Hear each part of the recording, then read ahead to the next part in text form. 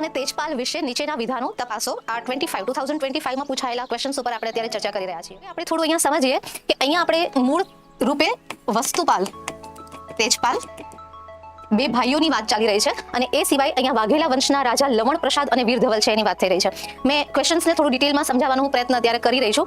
તો મૂળ રીતે આપણે વાત કરીએ તો એક સોલંકી હતા જેનું નામ હતું ધવલ, એટલે મૂળ એ ધવલ સોલંકી હતા. ઓકે, અને ધવલનો એક પુત્ર હતો જેનું નામ હતું અર્ણોરાજ, અથવા તો એનું બીજું નામ છે આનાક.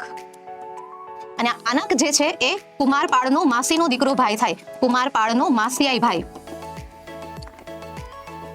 અને એટલે કુમારપાળ છે એને પોતાનો સામંત બનાવ્યો.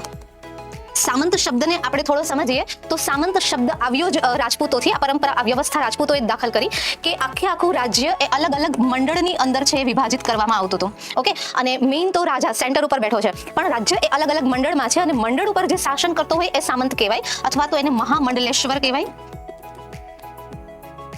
ઓકે, અને એ સિવાય રાણા પણ કહેવામાં આવતું હતું. અને આમ અર્ણોરાજને કુમારપાળે પોતાનો સામંત બનાવ્યો અને પછી એક એરિયા આપ્યો જે વ્યાઘ્રપલ્લી એરિયા તરીકે જાણીતો છે. અને આ વ્યાઘ્રપલ્લીના કારણે આ લોકો વાઘેલા છે એ કહેવાયા. તો મૂળ સરનેમ એમની સોલંકી હતી અને વ્યાઘ્રપલ્લીના કારણે વાઘેલા કહેવાયા. એટલા માટે આપણે એને સોલંકી વાઘેલા તરીકે ઓળખીએ છીએ, એકલા વાઘેલા તરીકે નથી ઓળખતા. ઓકે, જ્યાં પણ તમે જોશો તો પેલા સોલંકી સામ્રાજ્ય આવ્યું, પછી સોલંકી વાઘેલા સામ્રાજ્ય આવ્યું. એટલે આ છે બનશે સાચો આન્સર ડી. તમે લોકોએ સાચો જ છે કહેલો છે.